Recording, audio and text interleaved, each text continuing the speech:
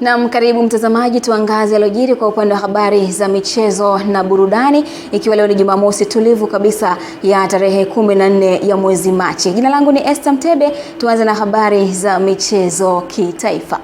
Kamati ya kudumu ya Bunge ya Elimu, Utamaduni na Michezo imepongeza serikali kwa kuendelea kutoa kipaumbele kwa sekta ya michezo, hususan kwenye miundombinu ya sekta hiyo katika maeneo mbalimbali nchini, ikiwa ni pamoja na kujenga na kukarabati viwanja vya mpira. Kamati hiyo iliongozwa na mwenyekiti wake Husna Sekiboko wamepokelewa na Waziri wa Habari, Utamaduni, Sanaa na Michezo Paul Makonda. Imesema hayo wakati wa ziara yake katika uwanja wa Uhuru na Benjamin Mkapa jijini Dar es Salaam leo hii Machi 14, 2026. Sekiboko amesema kuwa ziara hiyo inalenga kuangalia hatua zilizofikiwa katika kukarabati wa uwanja hivyo ambavyo vinatarajiwa kuwa sehemu muhimu ya miundombinu ya michezo nchini, hasa kipindi hiki kuelekea michuano ya AFCON 2027. Kazi ya Benjamin Mkapa ni kubwa lakini haijatangazwa. Na mimi nataka niliunge mkono. Ni kweli kwamba katibu mkuu wetu ndugu Gaston Msigwa amefanya kazi kubwa sana ya kutangaza kazi za michezo na kazi za ujenzi na ukarabati wa viwanja. Lakini kama alivyokuwa nimetangulia kusema wakati nafungua hiki kikao, wakati nimekuja kusema kweli nilikuwa nimevimba, nilikuwa na mambo mengi ya kutaka kuhoji kuhusiana na ukarabati wa uwanja wa Benjamin Mkapa. Lakini baada ya kutembelea nimejikuta sina tena ule munkari niliokuja nao, kwa sababu nimejionea. Kwa kweli hatuna uwanja mwingine wa kujivunia kwa nchi yetu zaidi ya uwanja wa Benjamin Mkapa na uwanja wa Uhuru. Kwa hiyo ni maeneo ambayo wadau wote wa michezo wanatupia macho hapo kuangalia nini kinaendelea. Na kuhakikishia tu kwamba wizara yetu tumejipanga na hatutawaangusha waheshimiwa wabunge, na tukimaanisha kwamba hatuwaangushe waheshimiwa wabunge maana yake hatutawaangusha wananchi. Lakini sambamba na hilo hatutamwangusha Daktari Samia Suluhu Hassan, Rais wa Jamhuri ya Muungano, ambaye kwa kweli amewekeza fedha nyingi sana. Na kwingineko, wajumbe wa mkutano wa Baraza la Michezo la Taifa na viongozi wa vyama vya michezo wametakiwa kujitathmini kuhusu uwazi wao katika kuendesha taasisi zao kwa kuzingatia misingi bora ya uongozi na usimamizi ili kufanya sekta ya michezo kuendelea kukua na kuleta manufaa kwa taifa. Witness Ngalawa anatuarifu zaidi. Mwalimu wa michezo katika shule hiyo Omari Mkandinda amesema hayo yamebainishwa na Waziri wa Habari, Utamaduni, Sanaa na Michezo Paul Makonda wakati akifunga mkutano wa Baraza la Michezo la Taifa na viongozi wa vyama vya michezo Tanzania uliofanyika katika ukumbi wa Benjamin Mkapa jijini Dar es Salaam. Huku Katibu Mkuu wa Wizara ya Habari, Utamaduni, Sanaa na Michezo Gaston Msigwa akisema licha ya Tanzania kufanya vizuri katika baadhi ya michezo, bado kuna maeneo ambayo hayafanyi vizuri kutokana na changamoto za kiutawala katika baadhi ya vyama vya michezo. Nimeanza kwa kuwapongeza kwa kuchaguliwa kwenu, nikifahamu ya kwamba kuna ahadi mlitoa.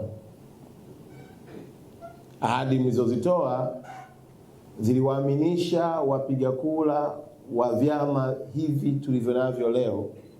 Nitafanya mpango wa kufuatilia ahadi mlizozitoa, alafu kuona utekelezaji wa hizo ahadi. Tukiona haujafika hata 20%, mimi Paul Christian Makonda tashirikiana na wanachama wako kung'oa.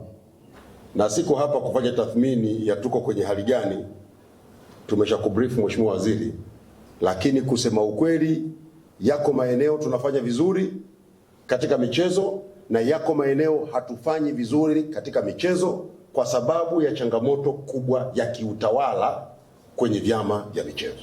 Aidha, Waziri Makonda ameagiza Shirikisho la Mpira wa Kikapu Tanzania kumkabidhi ofisi Rais wa shirikisho hilo Hashim Thabiti kabla ya siku ya Jumatatu ya tarehe 16 Machi mwaka huu 2026. Mchaguliwa juzi kuwa rais wa basi wa Tanzania.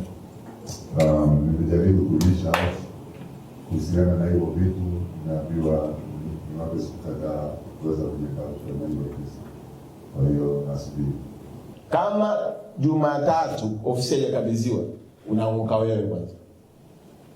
Kia maelekezo. Mzee, huku ni kwingine. Msikanyage huko haya. Kwa upande wa uongozi wa Baraza la Michezo la Taifa BMT, wamesema baraza hilo litaendelea kuwajengea uwezo viongozi wa vyama na mashirikisho ya michezo ili waweze kutekeleza majukumu yao kwa ufanisi na kuendeleza michezo nchini. Hatuwezi kuendelea bila kujitangaza. Nataka tuendelee, hatuwezi kuendelea bila tuwe na nyenzo za kuhakikisha tunaendelea. Nataka tuendelee, lazima tuwe na mfumo na structure ambayo itasimamia maendeleo yetu ambayo ni katiba. Tukiwa kama wadau au gurudumu linalosukuma sekta hii ya michezo nchini, sekta ambayo ni adhimu na tunaamini ndio sekta ambayo inaweza ikasaidia mambo mengi sana, hususan kipengele cha shida ya ajira kwa vijana, kwa sababu ni kitu ambacho kinatumia kipawa cha mtu mwenyewe. Mimi ni Winga Teleza, Witness Ngalawa, na hii ni Channel 10 Plus. Asante Witness Ngalawa kwa kutuangazia taarifa hiyo. Kwingineko, shule ya sekondari Kintandaa wilayani Ikungi inakabiliwa na ukosefu wa viwanja vya michezo pamoja na vifaa vya michezo, hali inayochangia kudorora kwa michezo katika shule hiyo, huku wanafunzi wa shule hiyo wakitumia mipira ya kutengeneza kwa karatasi kufanya mazoezi ya mpira wa miguu. Tupate taarifa zaidi. Mwalimu wa michezo katika shule hiyo Omari Mkandinda amesema licha ya wanafunzi wa shule hiyo kuonesha mapenzi ya mchezo wa mpira wa miguu, wamekuwa wakitumia mipira ya kutengeneza kwa makaratasi katika kufanya mazoezi yao. Kuwa na hamasa ya kucheza lakini vifaa ni changamoto. Kuanzia kwenye mipira, kuanzia kwenye koni za michezo, magoli yenyewe tumejaribu kuimprovise kuweka mamiti tu, na hasa kwenye michezo. Mpira wa miguu hatuna hata mmoja.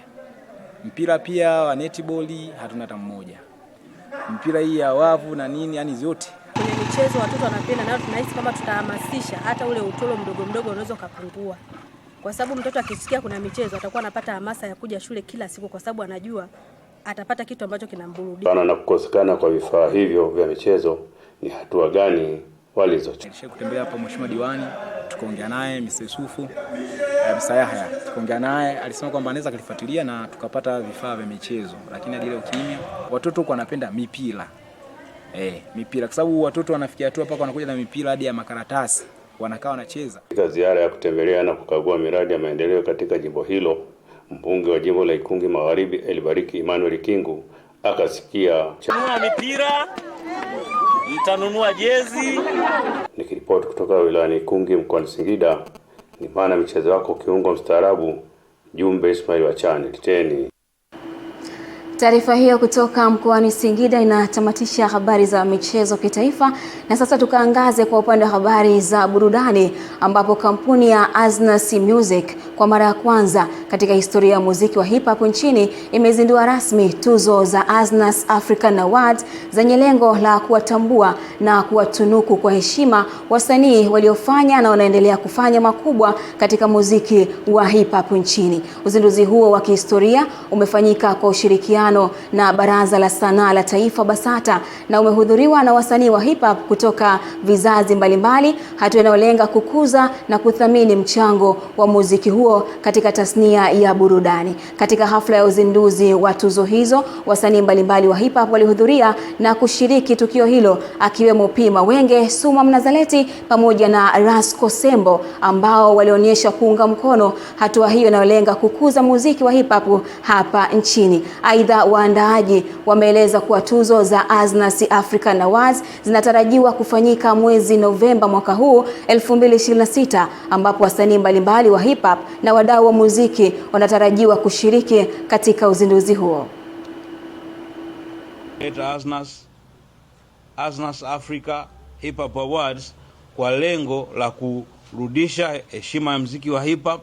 Kwa hiyo tunaamini tuna kitu ambacho kinaweza tukakiofa. Vijana wanaweza kupata ajira. Vijana wengi tu sasa hivi hawako. Ukiangalia, ukitaka kuona wasanii wa hip hop wapo wengi, itisha rap battles hapo utaona watakavojaa. Itisha kitu chochote utaona watakavojaa. Lakini utajiuliza wale vijana kweli baada ya miaka 5 wanakuwa wapi?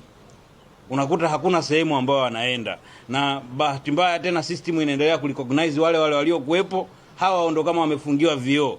Mimi naamini hii inakwenda kubadilisha kabisa mitazamo ya watu dhidi ya hip hop.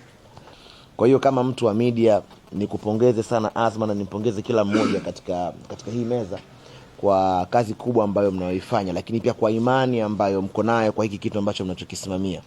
Na lengo kubwa la ushirikiano huu ni kuhakikisha tuna push industry kutoka sehemu moja kwenda sehemu nyingine. Kwa hiyo na hivyo ndivyo ambavyo tunatamatisha habari za michezo na burudani kwa usiku huu wa leo. Atakuja hapa Eden Bahati kwa ajili ya kutamatisha habari ya kutwa nzima. Jina langu ni Esther Mtebe.